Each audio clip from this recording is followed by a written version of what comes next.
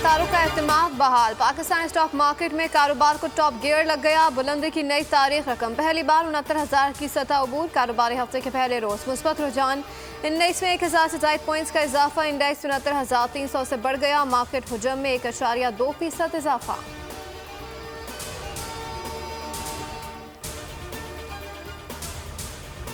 ऐवान बाला में बाला नशी कौन होगा, फैसला कल अरकान सेनेट करेंगे। सदुमलिकत ने इजलास का सुबह 9 बजे तलब कर लिया। 9 मुंतखब अरकान हल्फ उठाएंगे। चेयरमैन और डिप्टी चेयरमैन का इंतखाब भी होगा। पीपल्स पार्टी ने तमाम सेनेटर्स को इस्लामाबाद तलब कर लिया।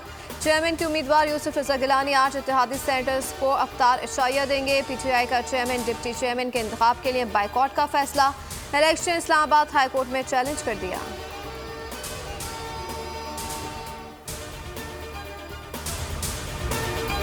कराची पर जान और माल के दुश्मनों का कब्जा, शहरियों का घरों से निकलना दुश्वार होने लगा। मेट्रोविल साइट में कार पर फायरिंग से 2 अफराद कत्ल। जहां भाग अफराद शेर आलम पोल्ट्री फार्म में accountant, Zakir Abbasi office boy था।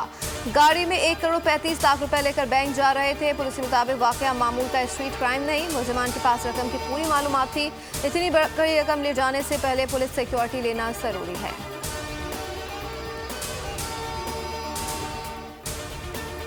डाकुओं के हाथों शहरियों का कत्ल नाकाबिले बर्दाश्त है। साइट में 2 अफराद के कत्ल पर वज़ीर दाखिला हसन का इज़हार बरहमी। SHO साइट को फिलफौर मुअत्तल करने का हुक्म। SSP किमाड़ी को जाम इंक्वायरी की हिदायत। वाज़ेह कर दिया कि फील्ड में जाने के बजाय दफातर में बैठने वाले थानेदारों से जिम्मेदारियां वापस ली जाएं।